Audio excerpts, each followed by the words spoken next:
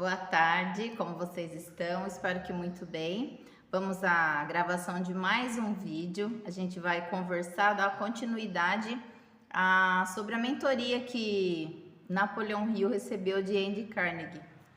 Que eu achei interessante é que hoje eu vi um vídeo do Nunca Vi um Cientista, que é uma página de doutoras, né, cientistas, que elas, além delas trazerem a comprovação científica de muitas coisas, elas desmentem muitas fake news da internet.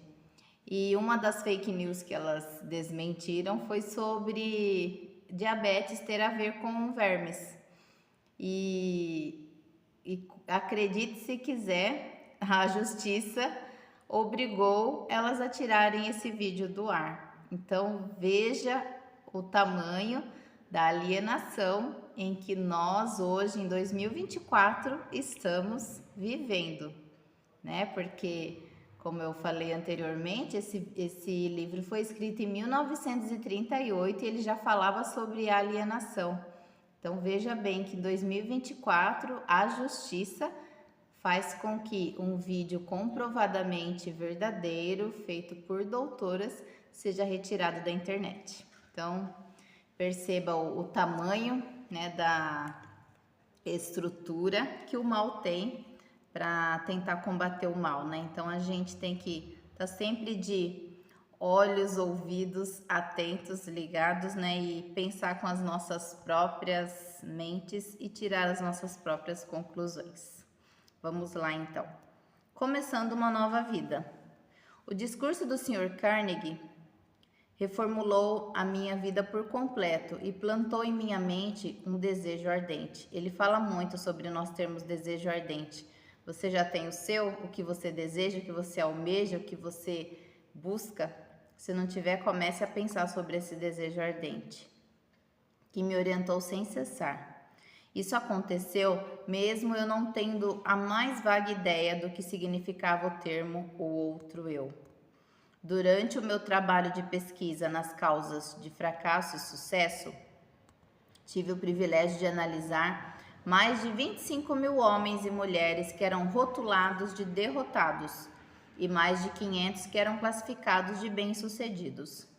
Muitos anos atrás, tive meu primeiro contato com aquele outro eu, que o Sr. Carnegie havia mencionado. A descoberta veio, como ele disse que viria, como resultado de dois pontos cruciais da minha vida, mas que foram, na verdade, emergências que me forçaram a pensar um jeito de vencer as minhas dificuldades, de tal maneira que eu nunca havia experimentado. Então perceba que muitas vezes na nossa vida existem essas emergências que é onde a gente tem que fazer alguma coisa, né? Como eu falo, é quando a água bate na bunda, né? Então não tem outra maneira a não ser você mudar. E isso pode ser com uma doença, né? Que você precise mudar radicalmente os seus hábitos alimentares, a começar a fazer exercício, enfim, né? Um problema financeiro, onde você precise cuidar melhor das suas finanças. A pandemia foi uma emergência, né, na vida de muitas pessoas, né? Pense então sobre que momentos que você teve essa emergência e quem que surgiu depois dessa emergência. Gostaria que fosse possível descrever essa descoberta sem o uso do pronome pessoal eu, mas é impossível, visto que ela ocorreu por meio de uma experiência pessoal, que não pode ser separada. Para dar uma visão completa da descoberta, terei que voltar ao primeiro desses dois pontos marcantes da minha vida e mostrar passo a passo essa descoberta. Então perceba, né? Acredito que muitos têm propósitos e outros vêm no mundo com um propósito gigantesco, né? Napoleão Hill com certeza foi uma dessas pessoas. E geralmente essas pessoas que têm propósito muito grande, elas não têm vida muito fácil, né? Pode observar que todos os grandes líderes passam por muitos infortúnios, né? E ele teve que pagar para ver, né? Literalmente. Para realizar a pesquisa com a compilação de dados, foram necessários anos de trabalho. Eu tinha chegado à falsa conclusão de que minha tarefa de organizar uma filosofia completa de sucesso havia terminado. Longe de estar completa, meu trabalho havia apenas começado. Ele não sabia o que estava por vir, né?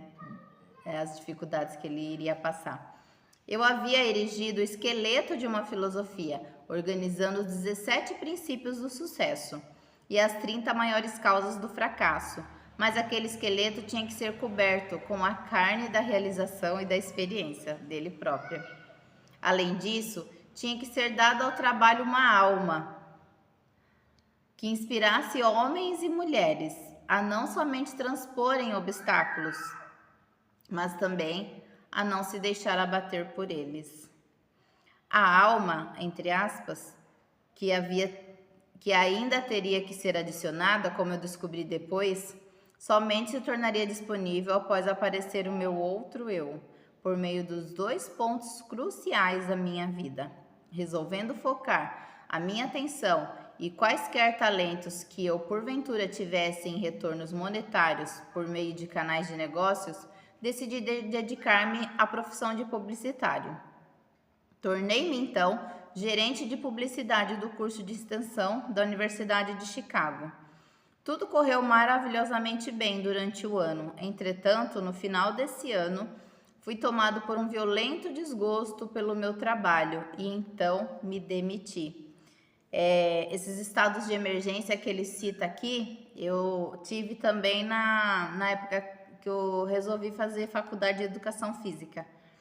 Eu tinha um pavor, literalmente, de trabalhar. Chegava, não que eu seja preguiçosa, não é nesse sentido, mas o trabalho estava assim me trazendo uma dor que ou eu ia chorando para trabalhar ou eu voltava chorando.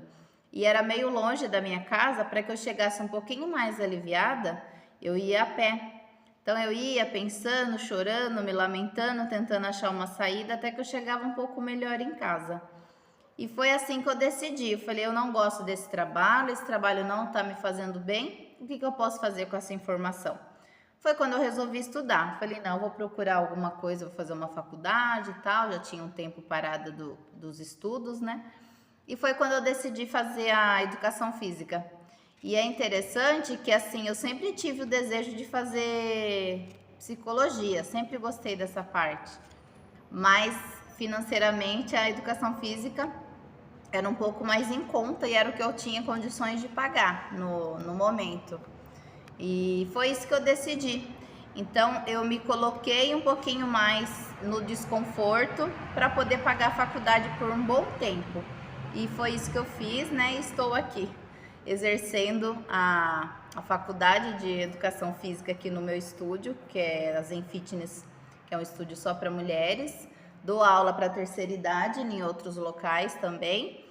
E faço hoje pós-graduação, né, em psicologia familiar pelo Instituto do Dr. Ítalo Marcilli.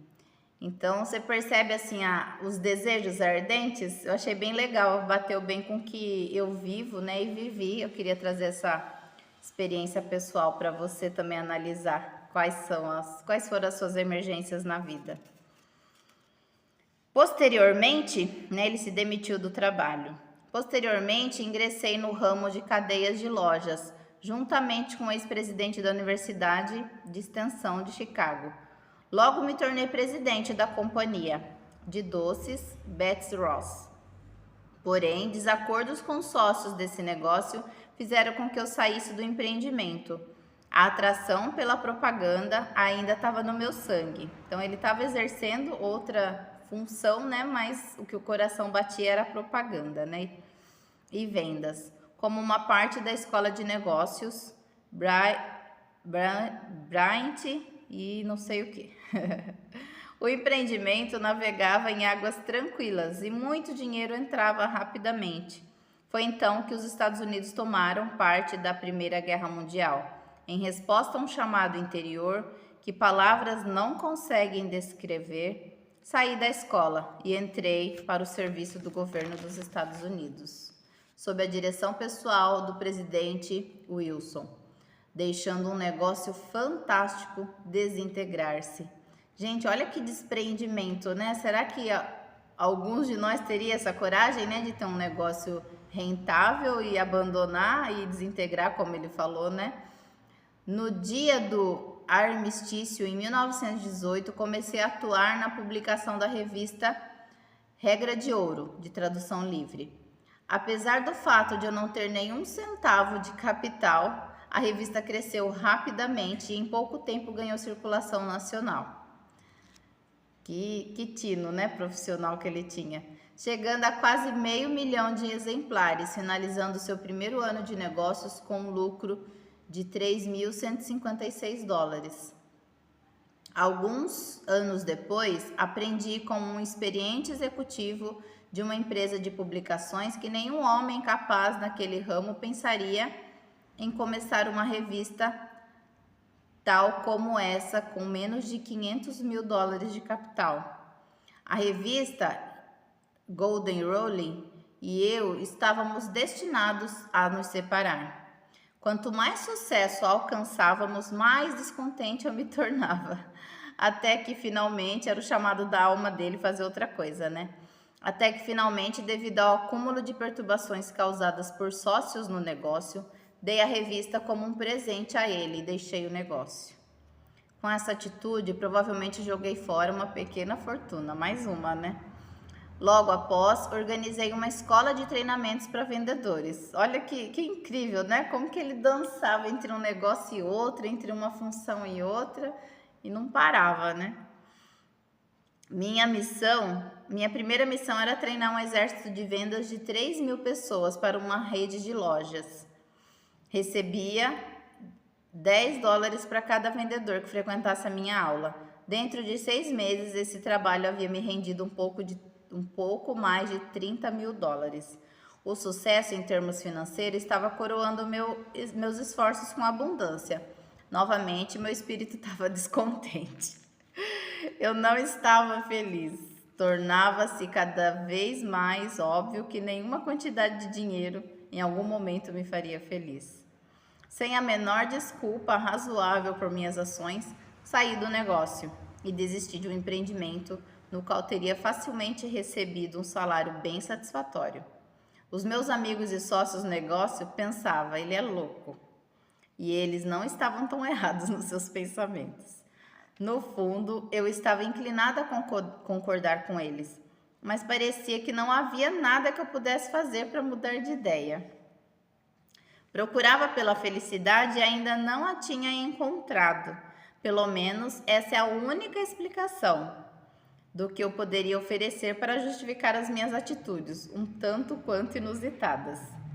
Qual homem que realmente conhece a si mesmo?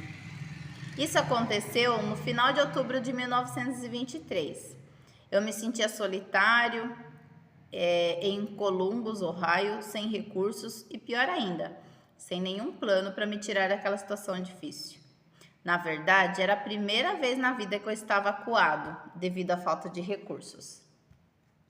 Em muitas ocasiões, já havia passado por momentos de aperto, mas nunca antes havia faltado dinheiro a tal ponto de eu não conseguir suprir as minhas necessidades pessoais. A experiência me assombrou. Eu parecia estar totalmente à margem do que poderia ou deveria fazer. Pensei em uma dúzia de jeitos de conseguir resolver os meus problemas, mas descartei todos. Eram impraticáveis e impossíveis de realizar. Me senti como alguém que estava perdido em uma selva, sem uma bússola sequer. Toda tentativa que eu fazia para me tirar da dificuldade acabava me trazendo de volta para o ponto de partida. Por quase 2 meses sofri com a pior das doenças humanas, a indecisão.